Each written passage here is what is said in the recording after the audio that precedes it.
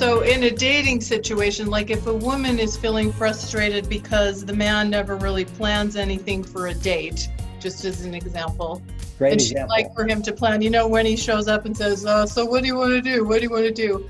Women love a man with a plan. So how much she encourage him in that way?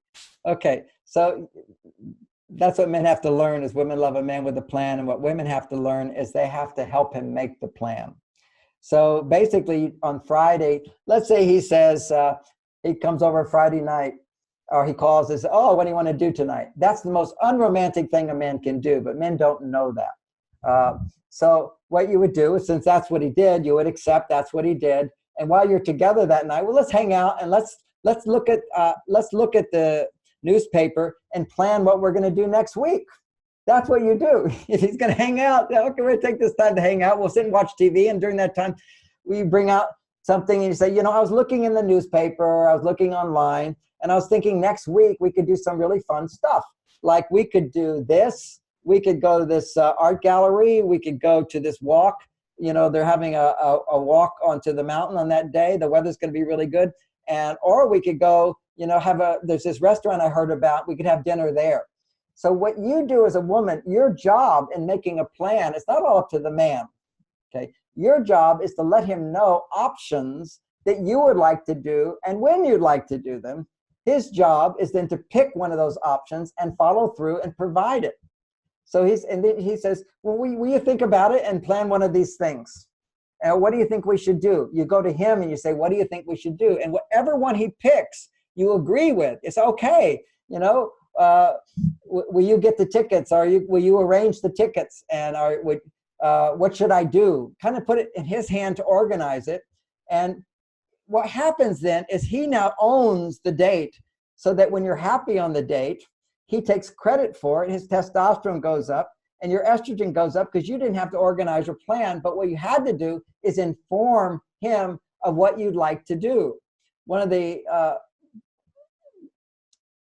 out-of-date idea that women have when it comes to romance is that men should know what you want. Men should do it all on their own.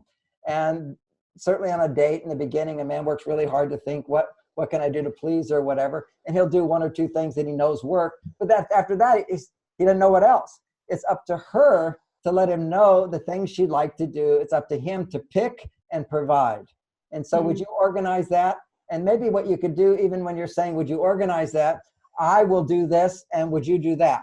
So you let him know what you'd like him to do. And you can always throw in a little bit of, I'll do this. If it's a picnic on the mountain or going to the mountain play, here you'd say, well, I'll make a lunch for us. Would you get the tickets and organize transportation? So you basically, those are all requests. That's your participation in a date, is to know what you'd like, give him choices. So it's not just, what doesn't feel very romantic or good is to say, there's the mountain play this weekend. Will you take me next weekend? Then he's doing you're in charge and you're controlling the whole thing, and it's not really his gift to you. So you always want to give him choices that he picks. So, there's a mountain play this weekend that'll be really fun, or go to the art gallery, or we could go for that walk on the mountain. What do you think we should do? And put it in his hand. And then whatever he says, you're training him now. You go, okay, great idea. Let's do that.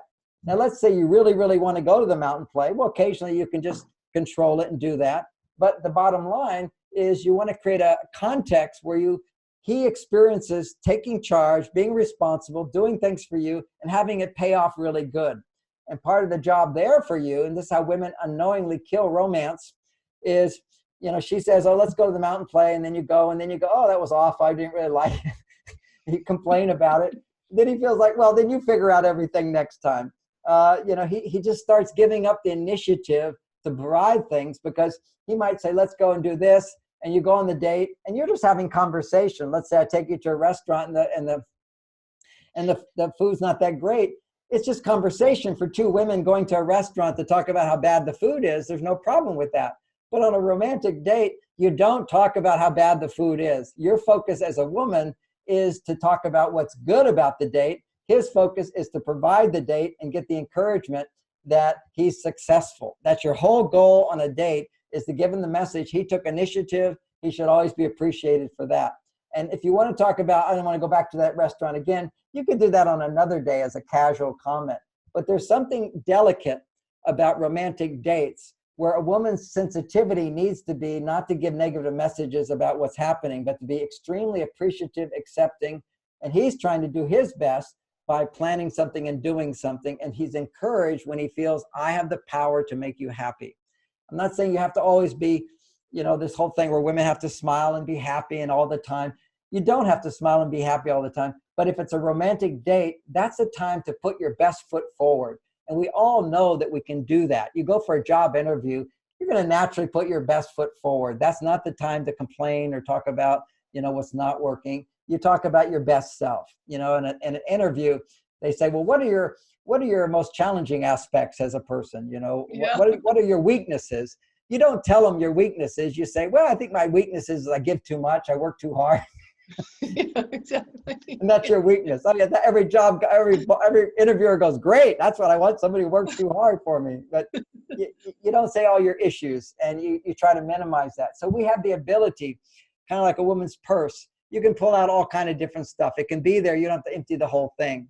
So on a romantic date, that's when you focus on being your best, most loving self, your most tolerant self, the most accepting self. And that's where a man will reciprocate in kind by being most considerate, most understanding, most supportive, and so forth. This is where we put on our fancy outfits and go out on something romantic.